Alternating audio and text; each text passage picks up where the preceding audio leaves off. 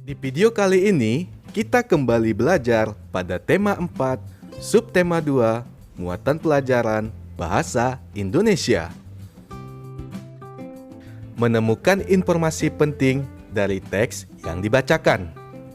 Langkah-langkah menemukan informasi penting dari teks yang dibacakan yaitu: yang pertama, dengarkanlah teks yang dibacakan dengan cermat. Yang kedua, catatlah informasi penting dari teks. Ketiga, kembangkanlah informasi tersebut menjadi kalimat yang utuh. Yang keempat, rangkailah kalimat tersebut hingga menjadi paragraf baru. Dan yang kelima, sampaikanlah secara lisan kepada teman-temanmu. Menuliskan informasi penting dari teks yang didengar. Informasi penting yang kamu temukan dari mendengarkan teks juga dapat kamu sampaikan dalam bentuk tertulis. Dengarkanlah teks dengan saksama. Tulis informasi penting yang kamu temukan. Tuliskan dalam bentuk kalimat efektif dan menggunakan kata-kata baku. Berikut ini adalah contoh menemukan dan menuliskan informasi penting dari sebuah paragraf. Arus globalisasi sudah menjangkau hampir di semua aspek, mulai dari ekonomi, budaya, hingga bahasa.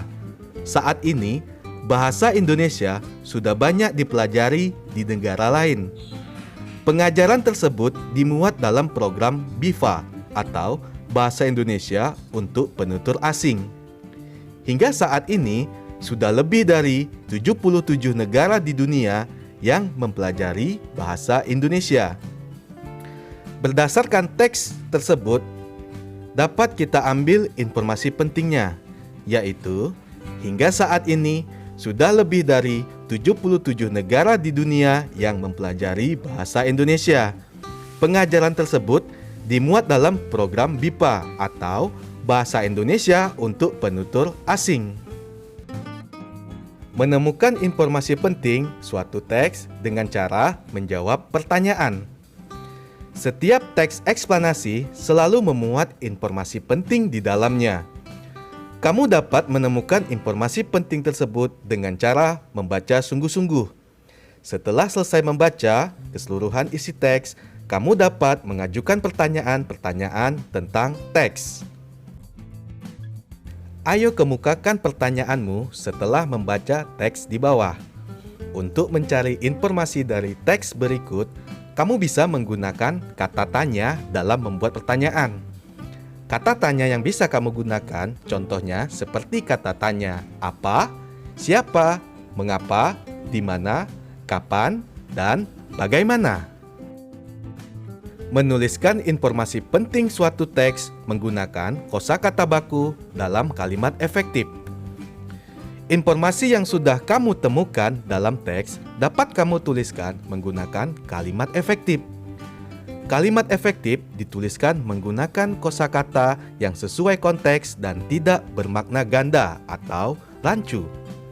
Kamu dapat menggunakan kosakata baku untuk menuliskan kalimat efektif.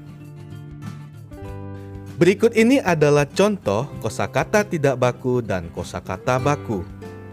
Kosakata tidak baku, project. Project adalah kosakata tidak baku.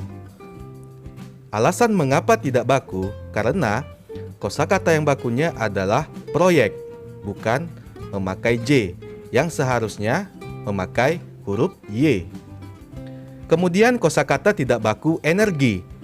Kosakata yang bakunya adalah energi menggunakan huruf I pada huruf terakhir. Selanjutnya kosakata tidak baku yaitu mensalurkan. Mensalurkan merupakan kosakata yang tidak baku karena kosakata yang bakunya adalah menyalurkan. Dalam bahasa Indonesia, ketika ada sebuah kata yang berawal huruf K, S, T, dan P akan menjadi luluh atau hilang ketika menjumpai imbuhan me.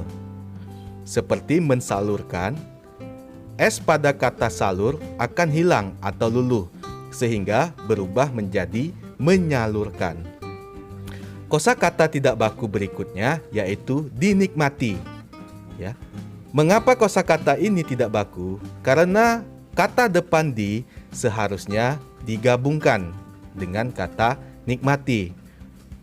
Untuk kata depan di yang terpisah dari kata berikutnya harus menunjukkan tempat. Contohnya di rumah, di spasi kemudian rumah. Di sekolah, di spasi atau jarak sekolah. Jadi, untuk kosakata baku pada kata dinikmati, huruf di dan kata nikmati itu digabungkan karena kata nikmati bukan menunjukkan tempat. Ayo carilah kosakata baku dari kata-kata berikut. Diperoleh pengajian di wilayah uji coba dan sumber daya.